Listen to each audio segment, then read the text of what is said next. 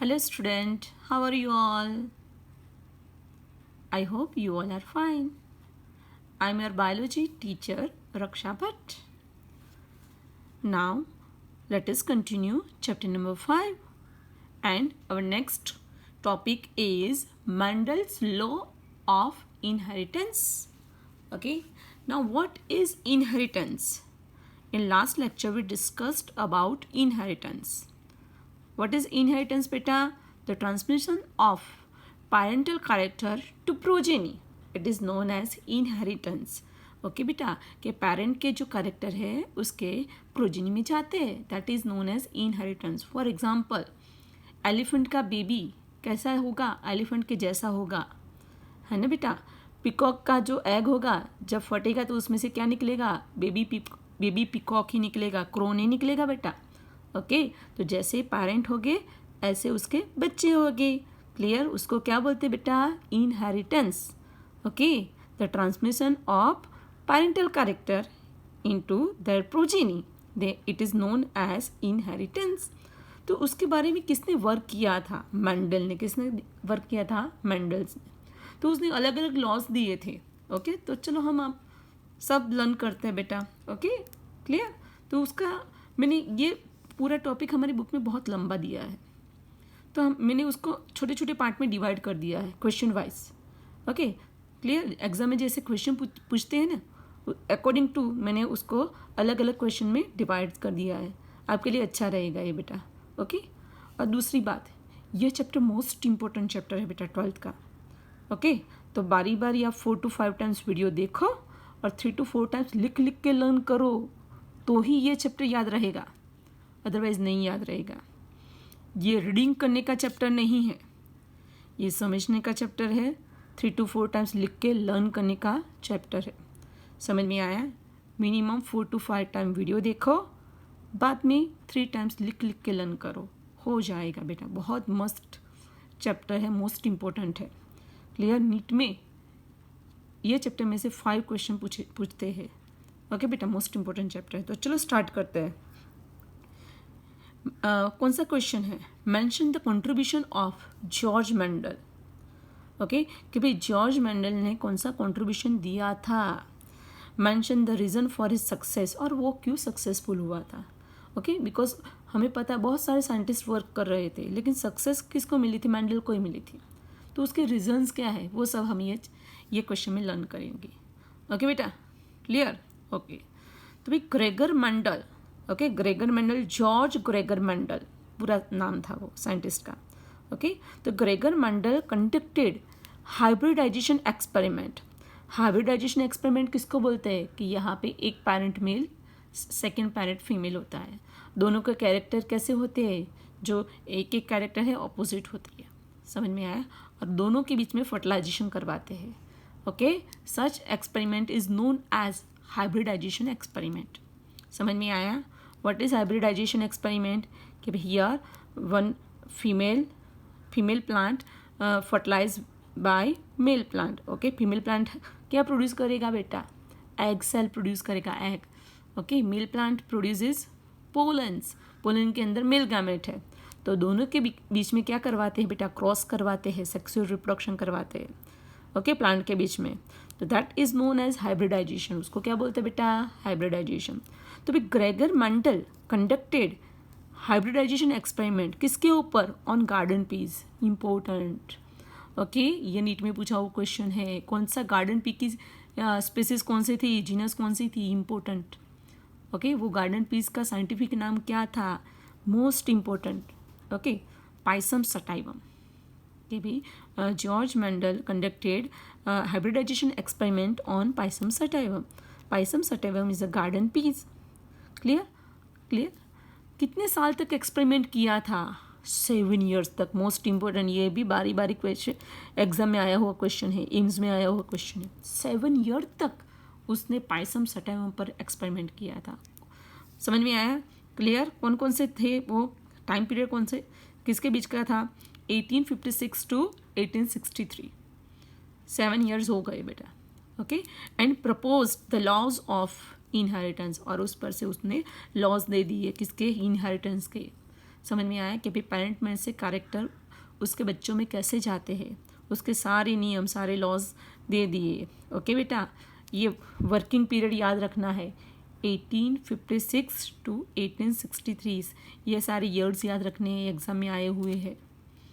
Okay बेटा, 7 years time period कौन सा था अगेन 1856 to 1863। ओके, किस पर वर्क किया, गार्डन पीस, क्या नाम था उसका साइंटिफिक नेम, पाइसम सटाइवा। किसने काम किया उस पर, जॉर्ज ग्रेगर मेंडल। ओके, वो उसका पूरा नाम था। क्लियर बेटा? ओके,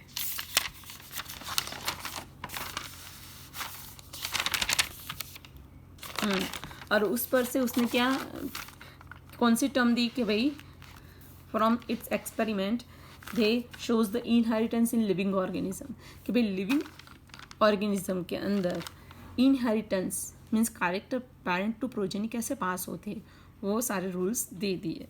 समझ में आया बेटा? ओके चलो। Mendel conducted artificial pollination, that is cross pollination experiment using several true breeding pea line।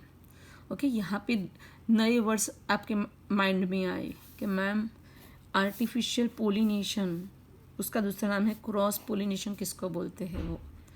Okay, और सेकेंड न्यू वर्ड आया true breeding line, true breeding P line. Okay, तो देखते हैं, पहले तो मैं आपको ये कराती हूँ आर्टिफिशियल पोलिनेशन किसको बोलते हैं वो। ओके, तो भाई हमें पता है फ्लावर के बारे में। ओके, मैं यहाँ पे एक फ्लावर ड्रॉ करती हूँ।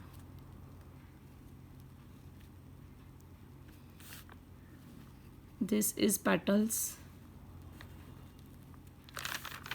Okay, this outermost wall, this is calyx, this wall is made up of petals, it is corolla।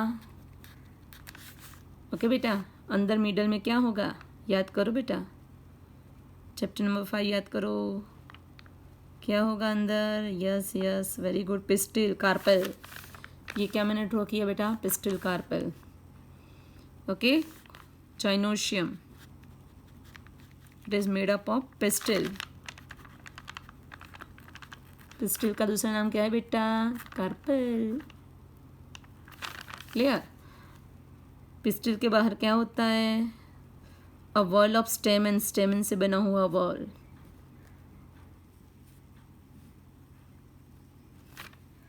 Okay, these all are stamens, और स्टेमन से जो वॉल बनता है उसको क्या बोलते हैं, androecium.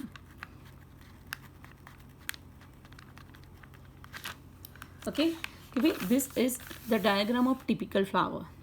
okay, flower having 4 whorl, outermost side the calyx is made up of sepal, किससे बना हुआ whorl है भाई, सेपल से बना हुआ। inner to calyx there is another whorl, corolla, and corolla is made up of petals, किससे बना है, petals। समझ में आया? Clear? And inner two corolla आपको क्या दिखने मिलता है, ये बहुत सारे क्या है बेटा, स्टेमन्स। स्टेमन से कौन सा वॉल बनता है, androecium. And inner most wall of the flower is made up of pistil, pistil का दूसरा नाम कार्पेल, और that wall is known as gynoecium. समझ में आया? क्लियर? स्टेमन के अंदर क्या बनेगी, पोलिंग ग्रेन बनेगी, मिल्क गैमेट बनेंगे। ओके, एंड जाइनोशियम पिस्टिल के ये ओवरी है, उसके अंदर क्या बनेंगे, एग बनेंगे। Means this two wall play important role in sexual reproduction, they play important role in sexual reproduction, so they are known as necessary wall, reproductive wall।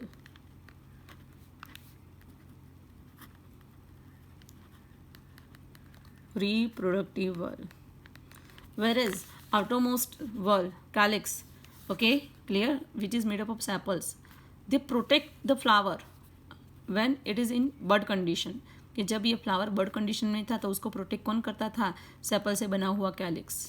So it is a protective wall, उसका function क्या है बेटा, protection. Clear?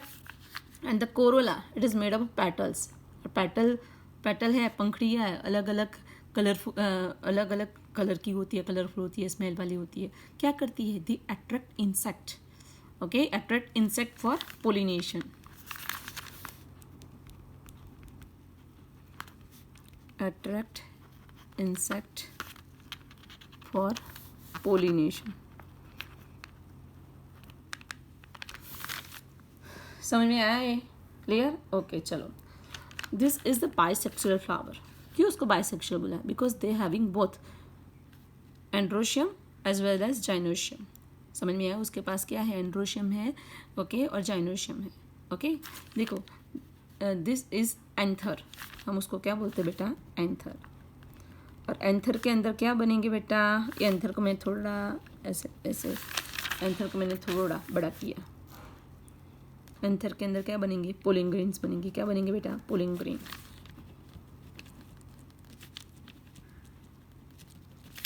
Okay. और polling grain के अंदर क्या होगा बेटा?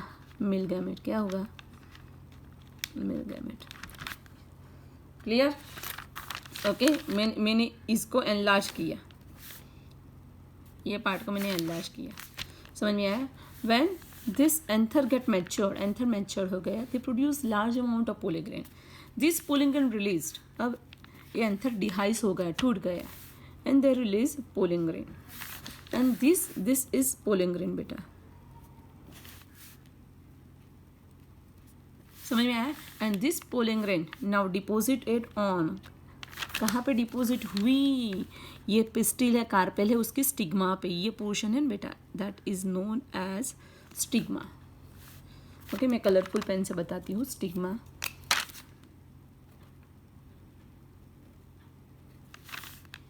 समझ में आया? Clear? This is a stigma. और उस यहाँ पे क्या है? ओव्यूल. और ओव्यूल के अंदर क्या है? हमारा एग सेल है, जिसको हम ओवम भी बोल सकते हैं, egg cell. Okay, clear? Here pollen grain deposits on, pollen grain deposits on the stigma of same flower. Okay, clear? And उसके पोलिंग ग्रेन धीरे धीरे पोलिन ट्यूब के थ्रू गई यहाँ पे अंदर की तरफ, एग सेल की तरफ. ओके, और वहाँ पे क्या रिलीज किया? Male gamete. And that male gamete fertilise this egg cell. समझ में आया? दिस इज नोन एज, उसको हम क्या बोलेंगे बेटा? Self pollination. पोलिनेशन की डेफिनेशन क्या है? पोलिनेशन की डेफिनेशन पता है आपको? Transfer of pollen from anther to stigma. Okay, भाई एंथर में से जो पोलन रिलीज हुई उसको स्टिग्मा पर लेके आना. Okay, clear? That process is known as pollination. और पोलिनेशन जो करवाता है, they are known as pollinator. समझ में आया? Clear? Here the flower is same. Okay, anther भी वही फ्लावर का, उस पोलिन भी वही एंथर की. Okay, clear? Means same flower की पोलिंग ग्रेन सेम फ्लावर के स्टिग्मा पर डिपॉजिट हो गई और उसके एग सेल को फर्टिलाइज किया. This is known as self fertilisation, self pollination. क्या बोलते हैं उसको हम? Self pollination. यहाँ पे कौन सा वर्ड यूज किया है? आर्टिफिशियल पोलिनेशन और क्रॉस पोलिनेशन. उसका मतलब क्या है कि भाई, उसका मतलब क्या है कि जो पोलिंग ग्रेन सेम फ्लावर की यहाँ पे आई, ओके, उसकी जगह पे यहाँ पे पोलिंग ग्रेन कहाँ से आएगी? तो here the polling grain comes from flower of different plant.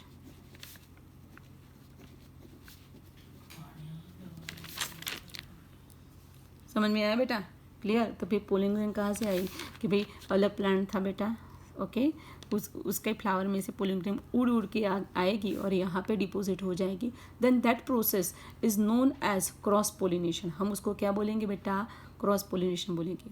Okay, same plant की आएगी तो self pollination. Okay, same plant पर से नहीं आएगी then it is known as cross pollination. Clear? और आर्टिफिशियली हम कोई भी दूसरे प्लांट की पोलिंग ग्रेन यहाँ पे स्प्रिंकल कर देंगे artificial. Okay, then it is known as artificial pollination. अपने आप पोलिंग ग्रेन नहीं आई है.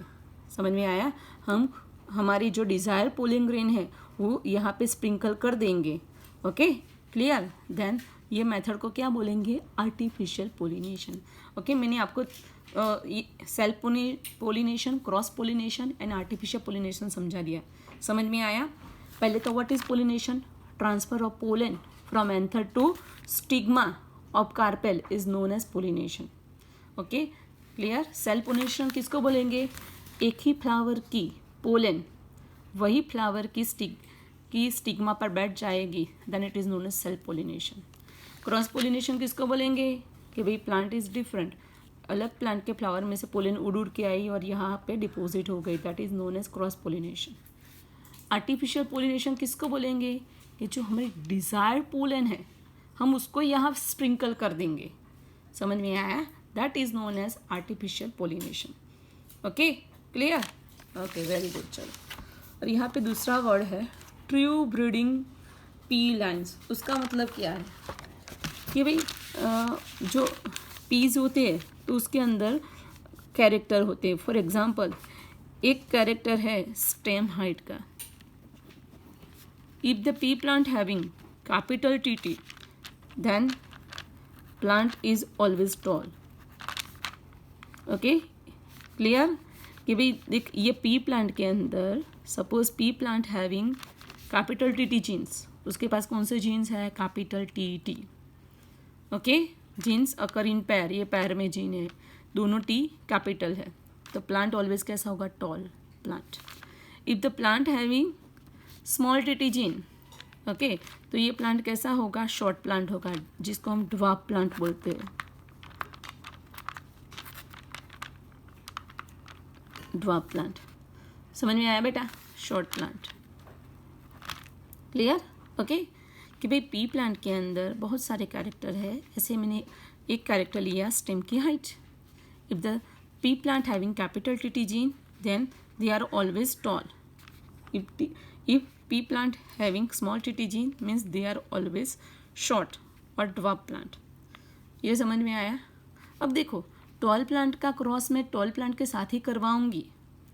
ओके, समझ में आया? मीन्स टॉल प्लांट के बीच में मैं ऐसे सेल्फ पोलिनेशन करवाऊंगी. देखो, ये फ्लावर कौन सा है? टॉल प्लांट का फ्लावर है. ओके, तो भाई टॉल प्लांट की पोलन रिलीज हुई और उसने टॉल प्लांट की स्टिग्मा को क्या किया बेटा? ऊपर डिपोजिट हो गया, अब फर्टिलाइजेशन हो गया. Okay, so means toll plant के बीच में हम सेल्फ पोलिनेशन करवाएंगे तो उसके जितने भी प्लांट होंगे सारे टॉल ही होंगे. समझ में आया? क्लियर. और कंटिन्यूस ऐसा चलता रहेगा कि भाई 1 जनरेशन के सारे प्लांट टॉल आए और वो टॉल प्लांट के बीच में ही वापस हमने रिप्रोडक्शन फर्टिलाइजेशन बारी बारी करवाया. Okay, clear. तो भाई क्या प्रोड्यूस होगा? कि जितनी भी जनरेशन होगी सारी टॉल टॉल ही होगी, बिकॉज उसके पास कौन सा जीन है? Capital TT. समझ में आया? और सपोज कोई 2 प्लांट है, दोनों प्लांट के जीन्स कौन से है? Small TT. तो मीन्स ड्वार्फ प्लांट के बीच में हम सेल्फ पोलिनेशन करवाएंगे तो उसकी जितनी भी जनरेशन होगी ना वो कैसी होगी बेटा? शॉर्ट होगी, ड्वार्फ प्लांट ही होगी. समझ में आया? क्लियर. ओके, तो उसको क्या बोलते हैं? True breeding line. ओके, क्या बोलते हैं? True breeding line. कि जो प्लांट हमारा टॉल है कैपिटल TT और उसकी शादी हमने दूसरे टॉल प्लांट से करवाई तो उसके जितने भी बच्चे हो गए सब टॉल हो गए. समझ में आया? सेम. ओके बेटा, ऐसे याद रखो आप. चलो, a true breeding line is that, यहाँ पे डेफिनेशन दी है ट्रू ब्रीडिंग लाइन की, is that undergo continuous self pollination for several years. कि ट्रू ब्रीडिंग लाइन हम किसको बोलते हैं? कि जो कंटिन्यूसली सेल्फ पोलिनेशन करे और बहुत सालों तक सेल्फ पोलिनेशन करे और सेम कैरेक्टर ही वो हमको प्रदर्शित करे. That is known as true breeding line. Okay बेटा.